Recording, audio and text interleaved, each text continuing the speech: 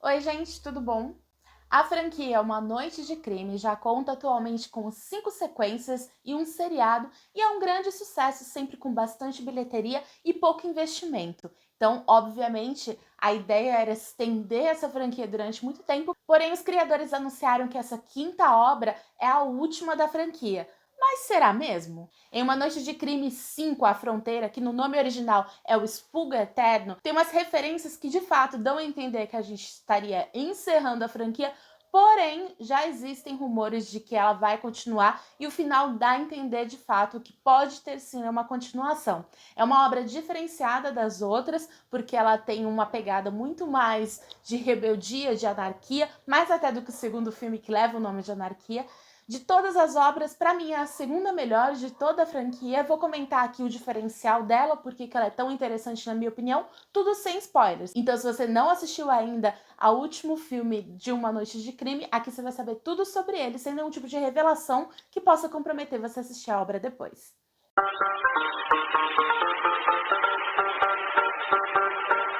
Antes de comentar sobre Uma Noite de Crime 5, A Fronteira, eu vou pedir para você dar uma conferidinha se você já está inscrito aqui no canal.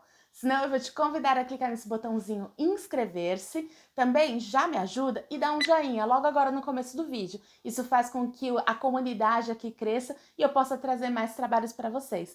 Aqui embaixo estão marcadinhas todas as minhas redes sociais, me segue por lá. E na caixinha de comentários comenta para mim qual é a sua preferência desses filmes, se você gosta ou não gosta, por que você não gosta de Uma Noite de Crimes, vão trocando essa figurinha.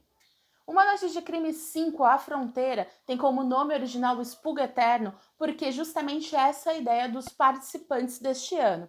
A gente está acompanhando os desenrolares depois de vários anos desde a criação do Expurgo, que para você que não sabe é uma ideia fictícia do filme, em que durante 12 horas as pessoas ali residentes nos Estados Unidos podem cometer qualquer tipo de crime sem nenhuma punição, e isso faria com que os índices de criminalidade ao longo do ano diminuíssem. Obviamente, ao longo de vários filmes e também de um seriado, a gente vai entendendo que o real motivo disso tudo é outro, que na verdade o governo, as grandes corporações, a classe muito mais elitizada ali do país tem como motivo realmente fazer uma limpeza social, uma limpeza étnica no país. Então tudo isso é camuflado através do expurgo.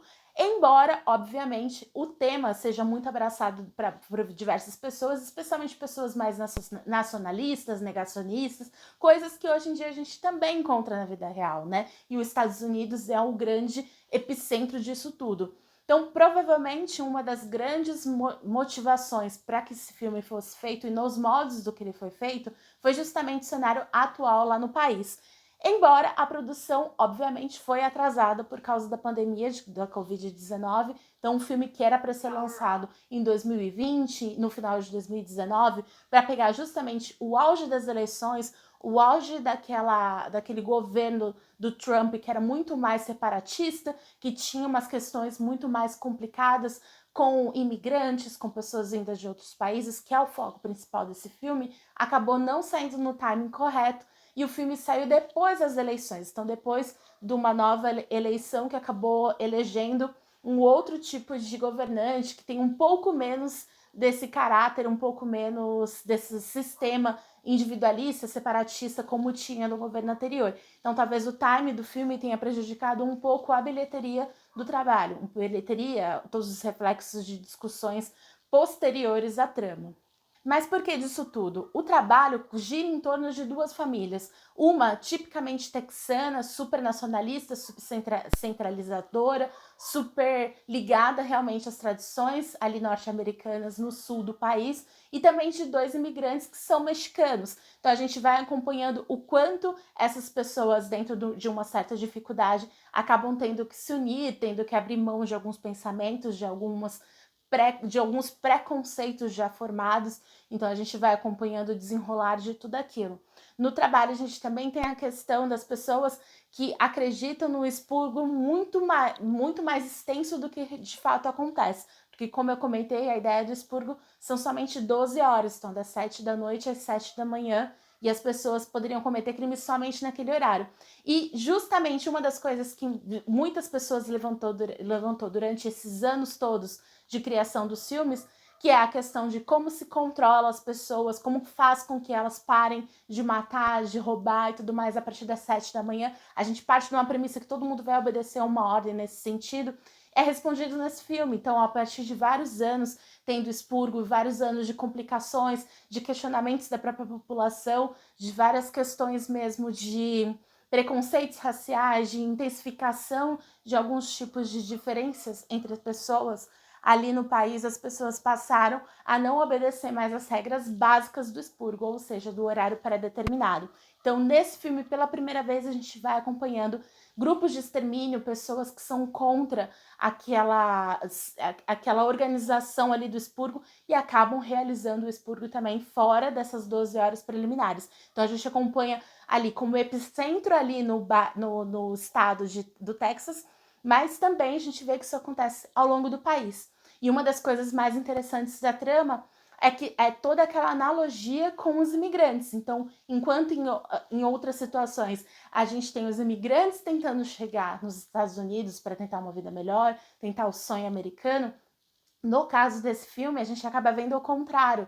Os americanos tentando sair dos Estados Unidos e ir para as duas fronteiras do país. Ou seja, para o norte, né, em direção ao Canadá, e para o sul, em direção ao México. Então, é aquela coisa do jogo virou. Então, eu gostei muito desse tipo de temática. Eu achei que essa proposta do filme é uma crítica social super legal, super bem feita e super bem encaixada. Porque a gente vai acompanhando ao longo da trama como se fossem várias coisas que foram colocando até chegar a um ponto que explode aquela situação. Então, existe um estopim para que tudo aquilo aconteça, mas a bomba relógio está acontecendo desde o começo do filme. Então, a gente vai ver todo aquele cenário sendo formado e, do nada, a gente entende que aquilo dali chegou no seu ápice e realmente estourou. As pessoas estavam já no limite ali naquele tipo de situação.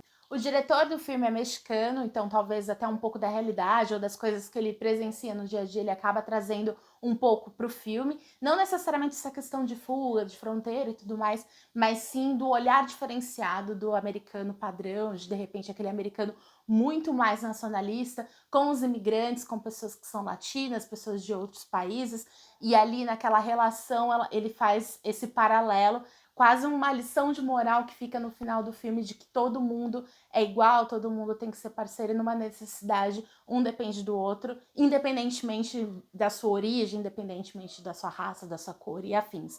Uma coisa também muito legal do trabalho é a questão técnica. Eu acho que todos os filmes de Uma Noite de Crime têm esse caráter muito mais de ação, então tem aquelas cenas muitas vezes atrapalhadas de filmagem, então que você não vê muitos movimentos porque elas são muito cortadas, muito corridas. Nesse filme não, eu gostei da parte técnica, achei muito bem feito.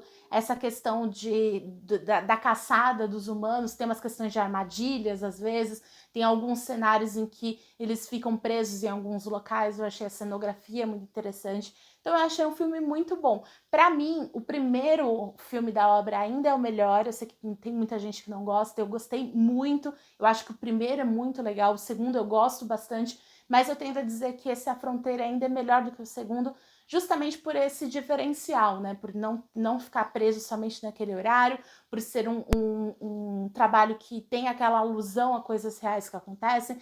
É um filme super atual, apesar de ser uma fábula, a vida real. Eu achei interessante nesse sentido. Eu acho que se você gosta da franquia Uma Noite de Crimes, você vai gostar bastante. Apesar de ter muita gente criticando, a gente sabe também que tem muita gente que não gosta da franquia. Então, obviamente, não vai gostar da continuação. Mas se você já assistiu aos filmes anteriores, já assistiu ao seriado e gostou, eu tenho certeza absoluta que você vai gostar de Uma Noite de Crime 5, A Fronteira. E é isso, gente. Eu espero muito que você tenha gostado. Eu tentei não trazer nenhum tipo de revelação realmente importante do filme para que você possa assistir ele sem nenhum tipo de revelação, até porque é um filme super lançamento. Ele foi lançado no segundo semestre de 2021. Tem muita gente que ainda não assistiu. Fica aqui como dica se você ainda não assistiu. E se você assistiu, comenta aqui embaixo o que você achou do filme, se você concorda comigo, se de repente esse não é o seu preferido da franquia, o porquê que não é. Vamos trocando essa figurinha. Então é isso, gente. Um grande beijo e até o próximo.